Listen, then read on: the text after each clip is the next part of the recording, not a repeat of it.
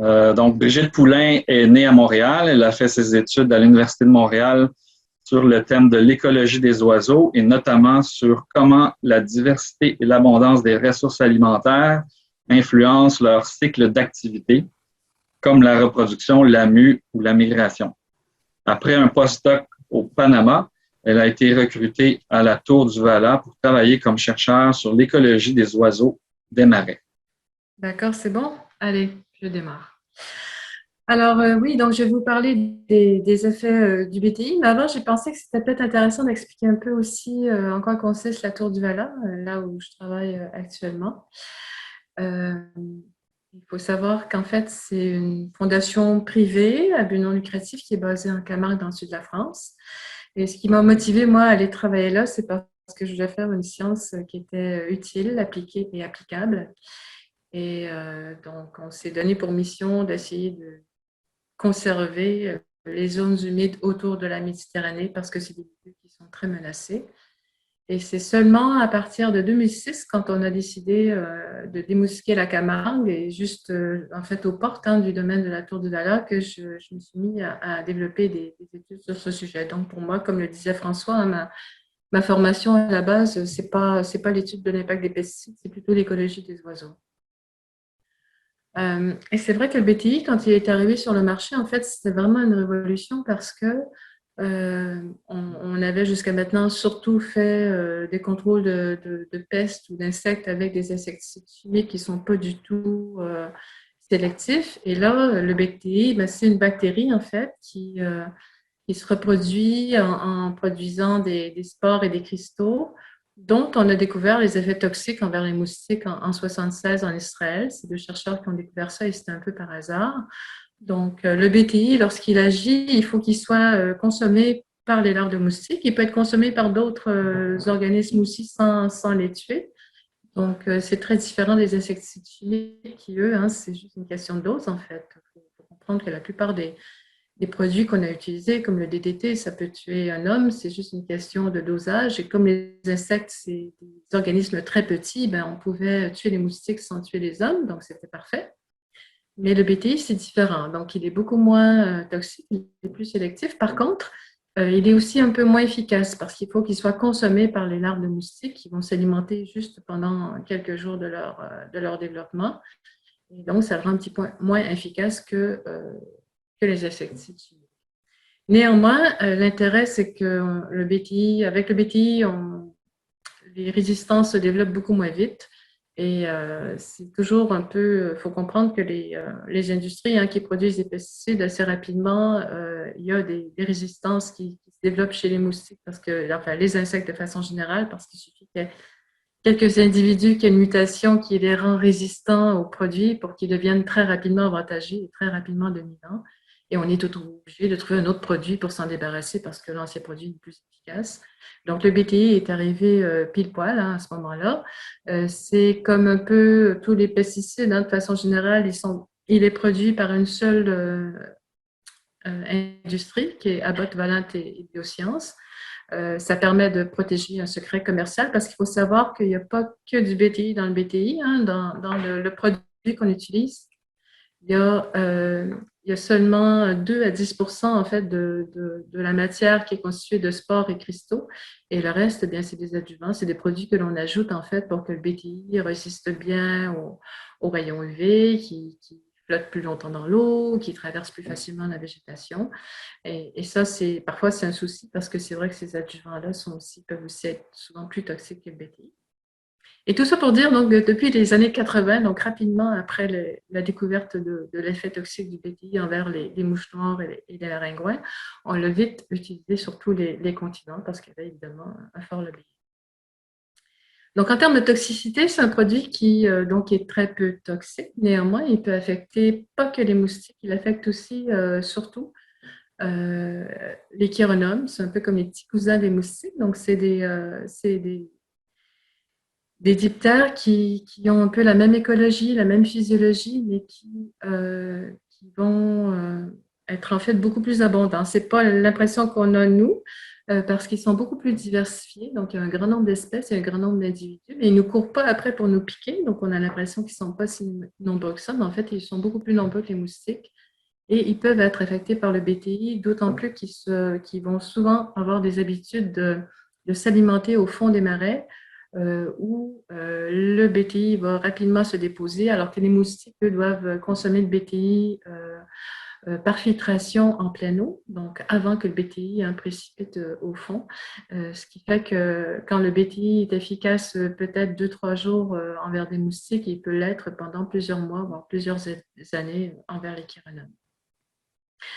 Alors, quand moi, on m'a demandé d'évaluer les effets du BTI en Camargue, je me suis dit, en fait, ma spécialité, c'est pas vraiment les insectes, c'est plutôt l'écologie des oiseaux. Et puisque le BTI est très peu toxique et très sélectif, je voyais pas d'intérêt de me lancer dans des études de laboratoire qui avaient déjà été faites pour montrer que le produit n'était pas toxique envers d'autres organismes comme des oiseaux, des mammifères, etc. Donc, j'ai pensé que la bonne question, c'est de se demander si on réduit beaucoup l'abondance des moustiques et aussi des chironomes, qu'est-ce qui arrive aux animaux qui s'en alimentent? Est-ce qu'ils vont forcément avoir moins de proies? Donc, est-ce que ça va les affecter? Donc, j'ai regardé les effets à travers la chaîne alimentaire en me concentrant plutôt sur les prédateurs des moustiques et des chironomes. Et comme le BTI est employé dans des milieux temporaires très dynamiques, il faut savoir que dans le sud de la France, il n'y a pas autant de pluie qu'au Québec, donc souvent les marais vont même s'assécher l'été. Et quand il y a une mise en eau, il y a vraiment une explosion de vie qui se fait. Et je me disais, mais l'eau qui arrive, elle va avoir un effet bien plus fort que le BTI qu'on épand. Donc, j'ai pensé qu'il fallait systématiquement s'appuyer sur des sites témoins que l'on compare à des sites arrosés de BTI. Et probablement qu'il faudrait le faire pendant plusieurs années avant d'arriver à détecter des impacts significatifs. Alors ici, je vous ai listé quelques études pionnières qui ont été menées par la Tour du Valin. Je vais juste parler des 3 premières, donc à savoir celles sur les hirondelles, sur les invertébrés qui servent de nourriture pour les passereaux dans les marais où on a des roseaux, et aussi celle sur les odonates, qui est en fait le groupe qui comprend les libellules et les demoiselles. Alors l'étude sur les hirondelles, c'est un peu celle qui m'a rendue presque connue dans le monde. C'est une espèce sur laquelle je n'avais jamais travaillé avant, mais bon, on avait des hirondelles en Camargue. Quand on les regarde s'alimenter, on voit bien qu'elles attrapent les insectes en vol. Et vu qu'il y avait beaucoup de moustiques et de chironomes en Camargue, je me suis dit sûrement qu'elles en consomment. Et on avait la chance, en fait, on s'est promené partout en Camargue pour voir où il y avait des hirondelles. Et là, vous avez le médaillon, c'est une carte en fait de la Camargue. Donc, on voit ce qui est en vert, rouge ou orange, c'est des zones qui produisent des moustiques. Quand c'est rouge ou orange, c'est traité au BTI. Quand c'est vert, ça ne l'est pas. Donc, c'est pas toute la Camargue qui est traitée au BTI. Et on a eu la chance de trouver 6 colonies. Donc, les colonies, elles n'étaient pas là où on traitait, mais plutôt dans les villages ou sinon sur des fermes, entourées de marais que l'on traitait ou pas au BTI. Et donc, ça nous permettait d'avoir de respecter ce souhait qu'on avait d'avoir à la fois des sites témoins et des sites traités. En fait, au départ, c'était un contrat. Donc, à chaque année, on proposait une nouvelle étude et au fur et à mesure des données que l'on accumulait, on a pu, en fait, augmenter les différents paramètres à étudier parce que c'est un peu comme ça la science. À chaque fois qu'on répond à des questions, il y en a des nouvelles qui se posent aussi. Donc, on s'est dit, on va commencer par étudier la taille des populations. On va tout simplement compter les nids sur les 6 colonies et voir si ça évolue d'une année à l'autre. On a dit, c'était facile d'observer les parents qui nourrissent les jeunes, donc on va regarder combien de temps ils s'absentent du nid pour trouver la nourriture, dans l'idée que c'est probablement un indicateur aussi de la quantité de nourriture qui est disponible sur les sites traités ou pas au BTI. On a observé quand même plus de 11 000 vols faits par les parents pour nourrir leurs poussins au nid. On a aussi récupéré des fientes sous les nids, et là c'était les fientes des petits. Parce que les parents les font un peu plus loin des nids. Donc, nous, on était juste sous le nid et on a pu, par exemple, déterminer jusqu'à presque 35 000 proies qui ont été identifiées. Et là, par contre, c'était compliqué parce qu'on ne pouvait pas vraiment distinguer les moustiques des chironomes dans dans les fesses parce qu'on s'appuyait vraiment sur des fragments d'yeux. Donc, on a aussi évalué les disponibilités alimentaires. Et là, on s'est dit, il faut se mettre un petit peu dans la peau d'une hirondelle. Donc, on a monté des filets sur un véhicule qui circulait autour des colonies, qu'elles soient traitées ou pas au BTI, pour voir qu'est-ce qu'il y avait comme nourriture dans l'air qui était disponible pour les oiseaux. Et mine de rien, on a capturé plus de 40 000 insectes comme ça en 2 ans. Et finalement, au bout de 3 ans, après avoir constaté que systématiquement, il y avait des différences dans le régime alimentaire, on a dit, en fait, on peut aller voir monsieur le maire et lui dire, c'est grave, les poussins d'hirondelles, ils n'ont pas la même chose à manger sur les sites traités au BTI que sur les sites qui ne sont pas, mais en même temps, si ça n'a pas d'incidence sur leur survie, c'est pas grave. On s'est dit, la seule façon de le savoir, c'est de prendre notre courage et notre grande échelle à 2 mains et d'aller voir dans les nids. Le succès reproducteur, en fait, c'est le nombre de poussins qu'un couple va réussir à élever dans une année. Donc là, ça, on n'a pas pu le faire sur les 6 colonies parce qu'il y en avait qui étaient encore plus haut que celle que vous voyez sur la photo et c'était trop haut pour nous. Donc, on l'a fait quand même sur 4 colonies, donc 2 traitées et 2 entourées de marais qui n'étaient pas traités au BT. Alors, qu'est-ce que ça donnait comme résultat? En fait, on a l'échantillonnage des insectes volants avec le véhicule qui circulait autour des colonies ont montré qu'on avait une diminution de l'ordre de 78%, tant des moustiques que des chironomes sur les zones traitées au BTI. En fait, on avait une diminution de tous les groupes d'insectes, mais c'était ces 2-là les plus importants. Et ce qu'on a aussi pu démontrer, c'est que les moustiques, les chironomes, mais aussi leurs prédateurs, comme les araignées et les libellules, qui consomment les moustiques et les chironomes, étaient moins consommés moins donnés comme nourriture aux petits sur les sites traités. Et pour compenser, les parents leur donnaient davantage de fourmis. Par contre, le problème avec les fourmis, c'est que c'est des insectes à corps dur qui sont beaucoup plus difficiles à digérer. Et ce qu'on a constaté, c'est qu'il y avait finalement un poussin sur 3 qui mourait dans les nichés sur les sites traités parce que, en fait, nous, on examinait les fientes et on retrouvait les fourmis complètement entières, non digérées dans les fesses. Donc, leur donner des fourmis, c'était un peu comme leur donner rien. La deuxième étude, c'est sur, je vais un peu rapidement sur les études, je vous mets toujours aussi sur la première diapo la référence, donc si vous voulez, vous pouvez aller voir l'article scientifique plus en détail. La deuxième étude, on l'a faite, en fait, c'était un peu le sujet de mon étude quand j'étais arrivée à la Tour du Vala, c'est sur les petits oiseaux qu'on retrouve dans les marais inondés avec les marais inondés qui ont des plantes émergentes, donc qui sortent de l'eau. Et ça, c'est un milieu qu'on a aussi au Québec, et c'est un milieu qui est très riche parce qu'on a à la fois l'eau qui est la vie et qui est la productivité. Puis le fait qu'on ait de la végétation qui sort de l'eau, ça offre un support aussi pour les espèces terrestres qui peuvent profiter de cette végétation-là, donc pour aller soit se nourrir, soit trouver abri. C'est un milieu qui est souvent utilisé aussi dans le cas d'oiseaux qui font des dortoirs pendant les migrations, etc. Donc et dans le sud de la France, on a des espèces qui sont associées à ce milieu-là, qu'on retrouve nulle part ailleurs et qui sont vulnérables. Et donc, ce que cette étude-là a démontré, donc ce que l'on faisait en fait, c'est qu'on capturait les invertébrés qui étaient avec le filet, comme on peut voir sur la photo, donc qui étaient disponibles sur la végétation, et on pondérait leur abondance en fonction de ce qui était consommé par les oiseaux, parce qu'on avait étudié aussi le régime alimentaire. Ce qu'on a pu montrer, là, vous voyez les 2 courbes pour les sites témoins et les sites traités, c'est que, un peu comme pour les hirondelles, on a une baisse de 34% dans l'abondance des ressources alimentaires et là, on parle bien des marais qui étaient traités au BTI. Et donc ça, c'est pour toutes les proies qui étaient consommées par les oiseaux. Et on peut voir que les coléoptères et les araignées, qui sont aussi des prédateurs de chironomes et de moustiques, étaient particulièrement affectés. Notre étude qu'on avait faite avant avait montré qu'il y avait aussi une relation linéaire entre l'abondance des oiseaux et de leurs ressources alimentaires, ce qui veut dire que si on a un tiers de moins d'invertébrés, on peut s'attendre aussi à ce qu'il y ait finalement un tiers de moins d'oiseaux dans les marais traités. La troisième et dernière étude dont je vais vous parler, c'est celle sur les odonates. Donc, les odonates, ça comprend les libellules et les demoiselles.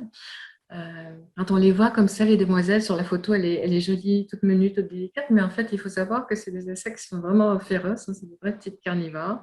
Elles ont un cycle larvaire aquatique, pareil comme les moustiques, donc elles vont se développer sous forme de larves dans l'eau, pendant lequel elles vont consommer des larves de moustiques. de chironomes et quand elles émergent au stade terrestre, comme on peut voir sur la photo, elles vont continuer de consommer des chironomes et des moustiques. Donc, ça veut dire qu'elles sont vraiment potentiellement affectées indirectement par le BTI pendant tout au long de leur vie. Alors là, ce qu'on a fait comme étude, c'était en fait des transects d'observation qu'on a parcourus à vitesse très lente. Donc, on était 5 mètres de chaque côté du transect si on voyait des libellules en vol ou posées sur la végétation, ou si encore on retrouvait des exuvies, donc des mues qui pouvaient être encore accrochées sur la végétation et qui permettaient quand même d'identifier les insectes à l'espèce.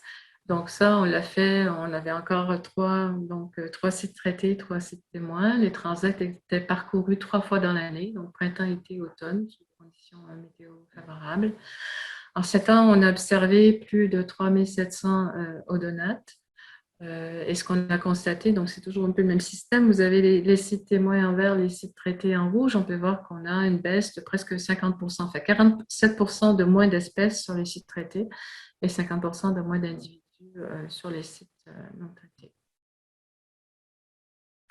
Alors on pense que il faut savoir que c'est très rare, même avec l'usage de pesticides chimiques, on a des études qui ont réussi à démontrer des effets aussi forts sur l'environnement et on pense que c'est dû justement à il y a l'effet sur les moustiques, mais on pense que c'est beaucoup dû aussi aux effets sur les chironomes. Donc c'est vrai que, donc, comme je disais, c'est des petits cousins des moustiques qui ne piquent pas, qui sont plus diversifiés, plus abondants et ils sont vraiment à la base des chaînes alimentaires. C'est des insectes qui contribuent beaucoup au recyclage de la matière organique parce qu'il y a beaucoup d'espèces qui sont détritivores en fait. Ils vont créer comme des petits tunnels dans la base, à la surface des marais, ce qui va permettre aussi de favoriser les échanges d'oxygène entre le fond des marais et l'eau des marais. Vous les connaissez peut-être, c'est ce qu'on appelle les petits vers rouges aussi qu'on voit dans l'eau.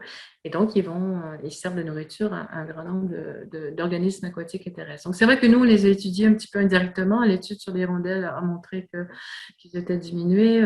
On a fait aussi des piégeages que je n'ai pas présentés, mais avec l'étude sur les odonates.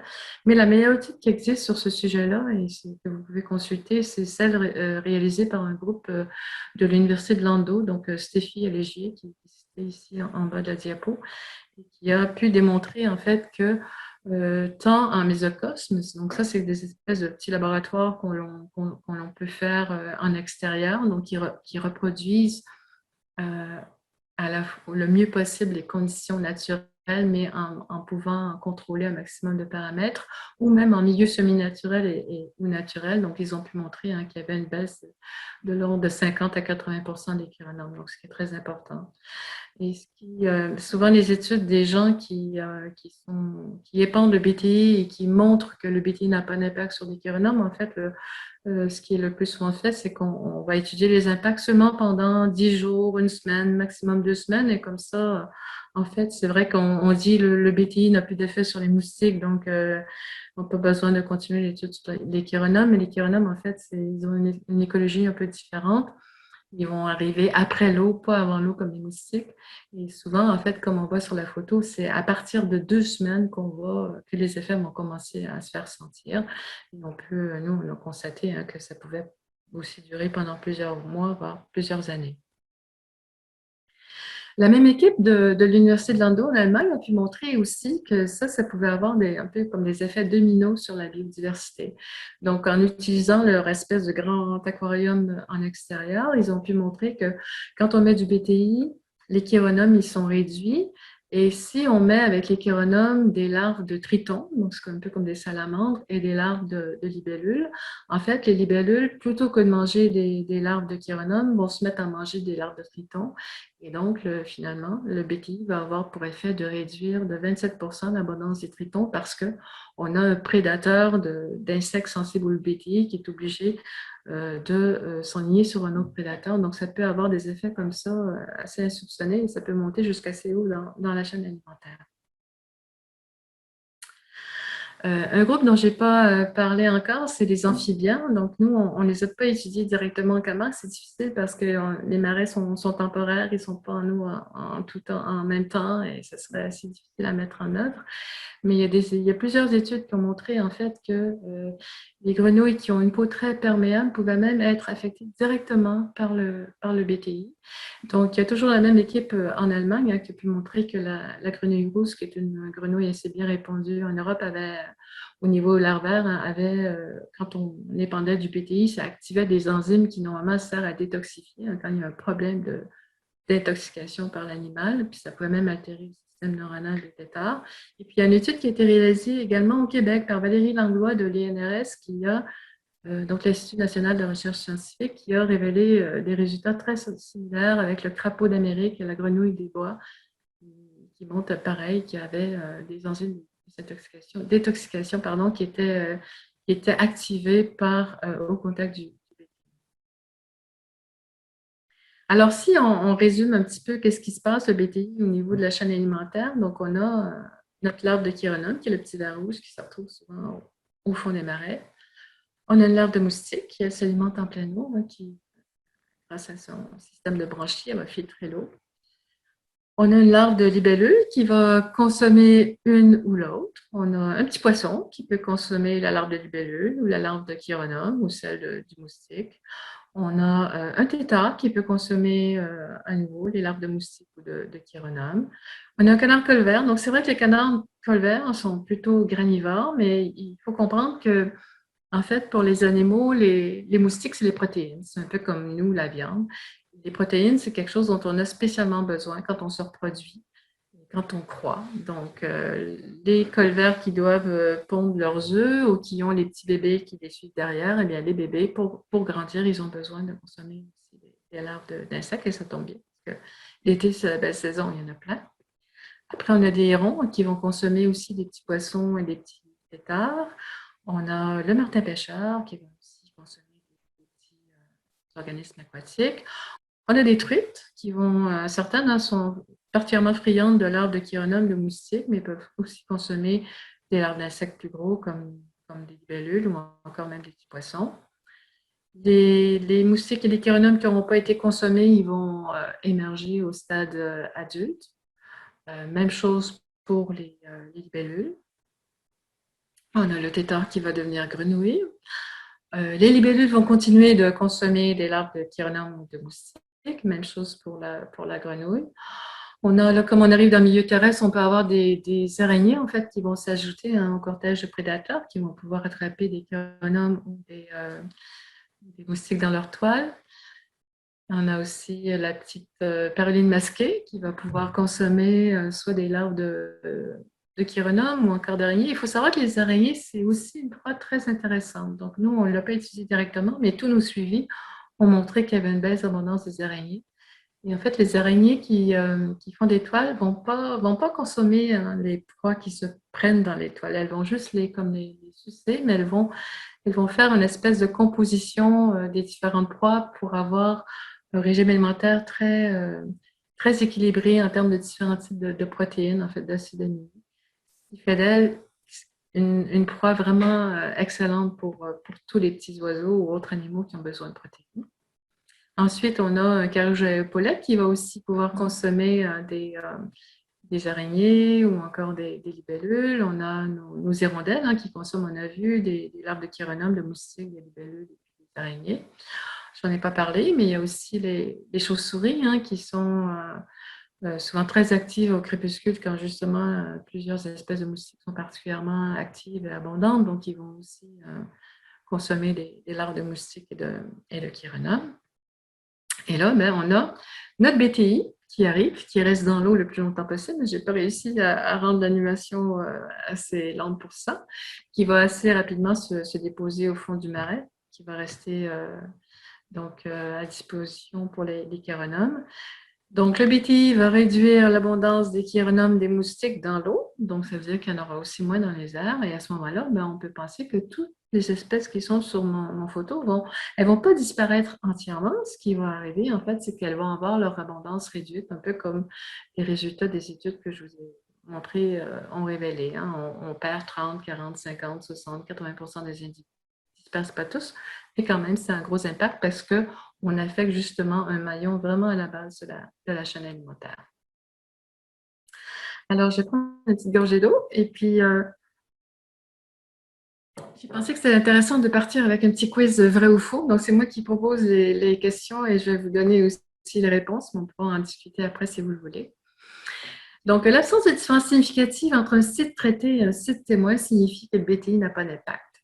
En fait, on pourrait avoir tendance à penser que oui, mais non, c'est faux, parce qu'il faut comprendre que quand on est scientifique, qu'on fait des études, ce qui garantit un peu de l'objectivité, c'est la mathématique, hein, qui nous permet de dire oui, ça, c'est A est différent de B, ou le site traité au BTI est différent du site pas traité au BTI. Par contre, la statistique ne nous permet pas de dire que deux sites sont similaires.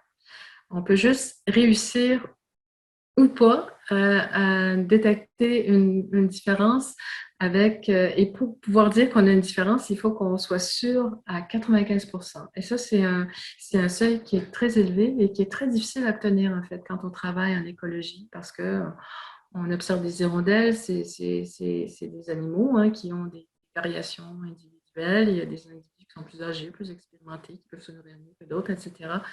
Donc, c'est très difficile d'atteindre ce seuil-là. Donc, souvent, en fait, on va avoir des études qui vont dire, ah, ben, il n'y a pas d'impact parce que finalement, ma certitude est de 20%, donc c'est insuffisant. Je suis juste sûre à 20% qu'il n'y a pas d'impact, donc je dis qu'il n'y a pas d'impact, mais ça ne veut pas dire qu'il n'y en a pas. Donc, je ne sais pas si c'est clair, c'est un petit peu compliqué. Mais c'est un peu un problème parce que souvent, on va profiter de ce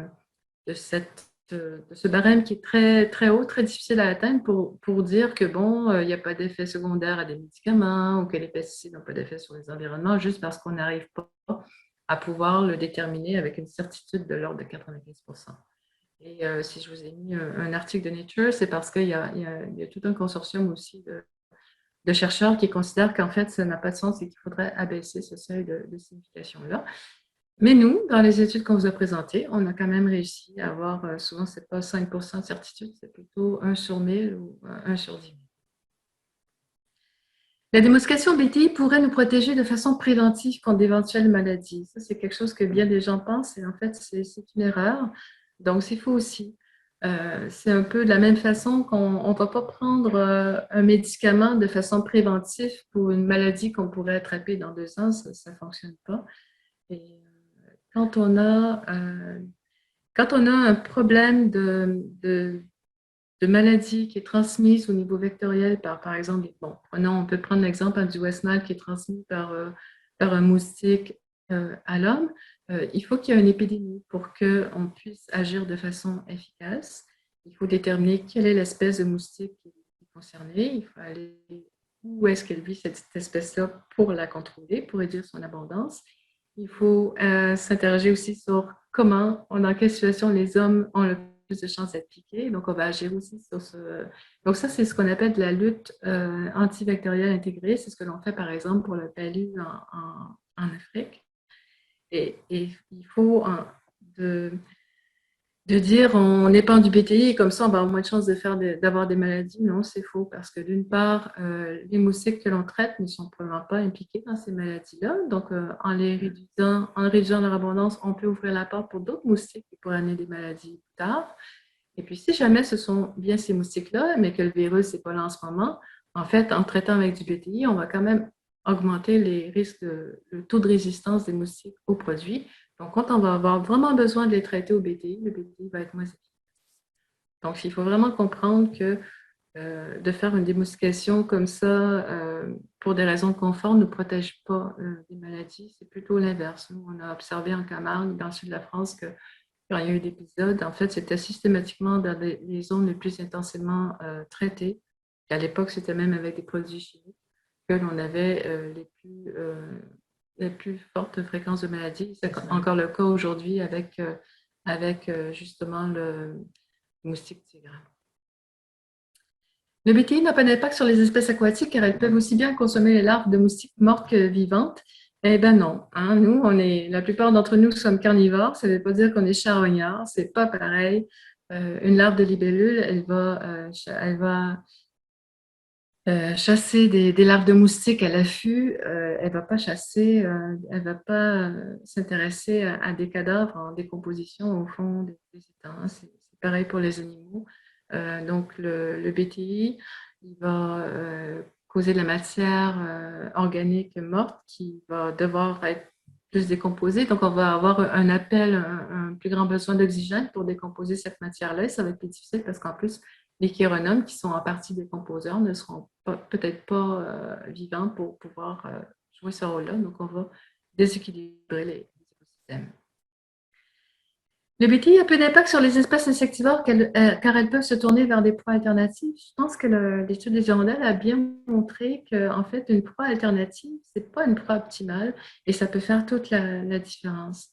Il faut comprendre que quand la belle saison, c'est la saison des moustiques, mais c'est ce qu'on appelle aussi la saison des amours. Hein, pour plein d'espèces animales, c'est une saison où les demandes euh, énergétiques sont très élevées et où, pour un petit oiseau, par exemple, il ne suffit pas d'avoir une certaine quantité de nourriture dans l'environnement pour qu'il puisse faire sa reproduction. Il faut qu'il soit capable de se la procurer en un temps record et que ce qu'il attrape, ce soit facile donc à détecter, ce soit facile à attraper, que ce soit nutritif, que ce soit facile à digérer.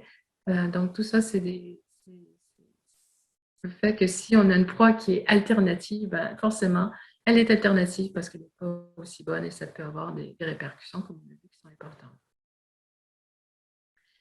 Les moustiques sont peu consommés par les espèces animales. En fait, ça aussi, c'est faux. On dit souvent la nature ne connaît pas le vide. Si on a des insectes qui deviennent abondants à un endroit, on a forcément des insectivores qui vont développer l'adaptation pour en profiter. Moi, je pense par contre que les moustiques ils sont très faciles à digérer et cette caractéristique-là, elle est intéressante pour ceux qui les mangent, mais elle fait que c'est très difficile de les détecter. Et je pense que souvent, à cause de ça, ils sont sous-estimés dans le régime alimentaire de plein d'animaux. La substitution des insecticides chimiques par le BTI est forcément bénéfique pour l'environnement. Alors, on serait porté encore là à dire oui, mais en fait, c'est oui et non, ça dépend. Donc, dans les endroits où on traitait avant avec des insecticides chimiques, on peut dire que oui, pour ces endroits-là, c'est mieux aujourd'hui qu'avant parce que le BTI est forcément moins toxique. Mais le problème avec le BTI, c'est que parce qu'on considère qu'il n'est pas si peu toxique, même souvent on nous dit non, il n'y a aucun effet, bon, on l'utilise maintenant partout. Là où on n'aurait jamais avant traité avec des insecticides parce qu'on considérait que la priorité était de préserver la biodiversité.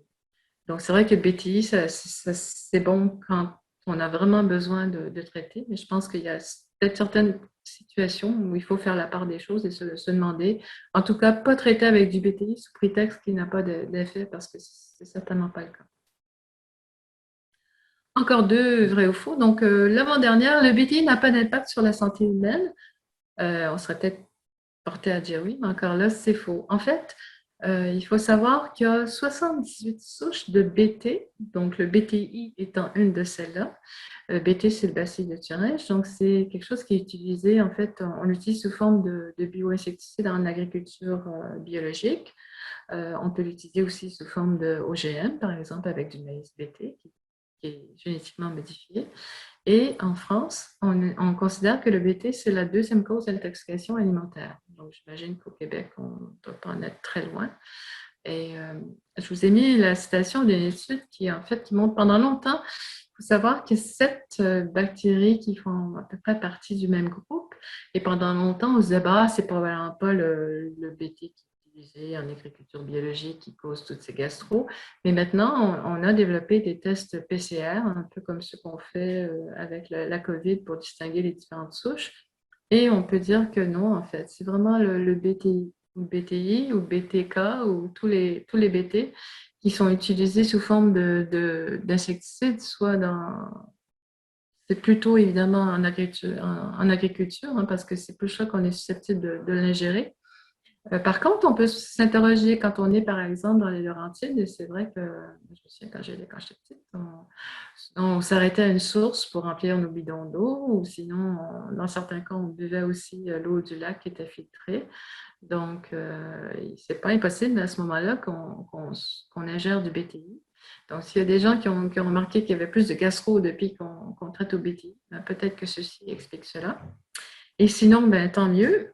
Par contre, n'oubliez pas de laver vos pommes bio parce que c'est vrai que le BTI peut nous rendre malades, nous aussi.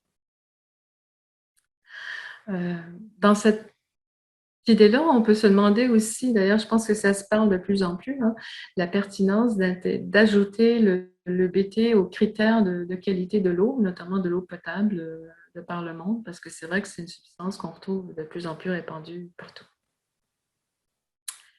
Et le dernier vrai ou faux me concerne moi personnellement, donc je vous ai mis un extrait du document mise à jour BTI 2020 de GDG Environnement, où on peut lire, comme c'était le cas les années passées, hein, l'étude de Poulain et Al, c'est moi, avec l'étude des hirondelles, en fait, est contestée par plusieurs chercheurs de la communauté scientifique.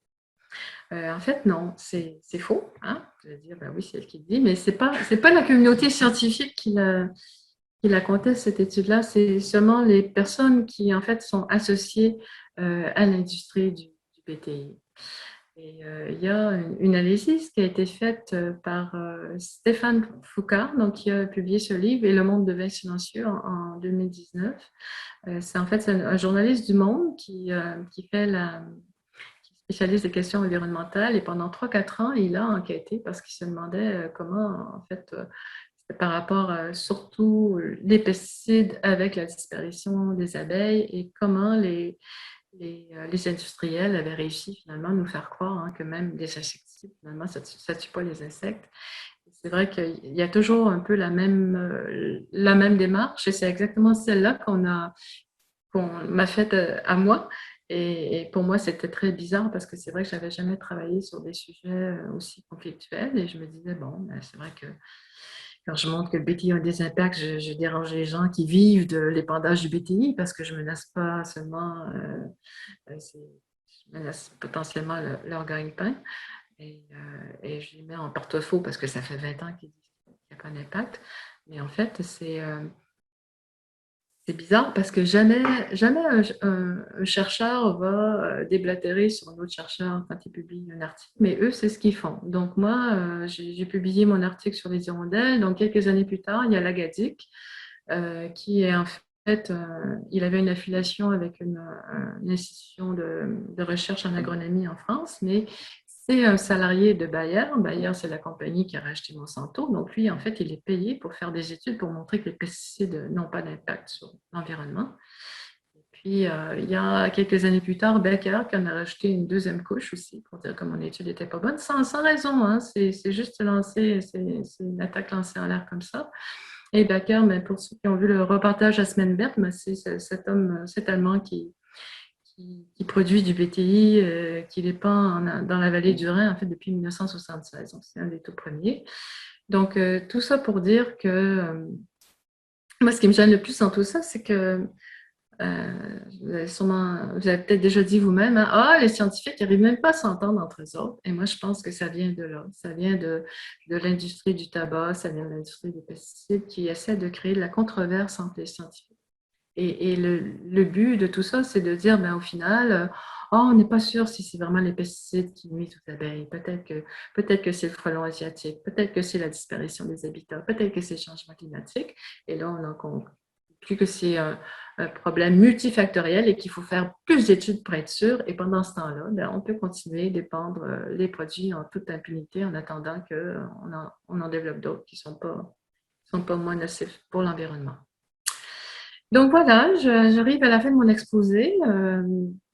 Donc, toute question est bienvenue. Et pour moi, j'ai accepté avec plaisir de faire cette présentation parce que, comme je disais tout à l'heure, mon choix de travailler à la Tour de Hala, c'était de faire une science utile. Et j'espère que j'aurai été utile aujourd'hui. Pour moi, je pense que de décider ou non ce que l'on veut du BTI ou pas, c'est une question très personnelle. Pour moi, ce qui est important, c'est de ne pas décider en se disant que de toute façon, ça n'a pas d'impact sur l'environnement, parce que c'est clair que ça a un impact. On peut dire, moi, je m'en fous de l'impact, mais il faut pas penser que le BTI, c'est anodin, parce que c'est quand même une bactérie que l'on balance sur nous. Ça a des concentrations qui sont pas du tout naturelles. Donc, voilà.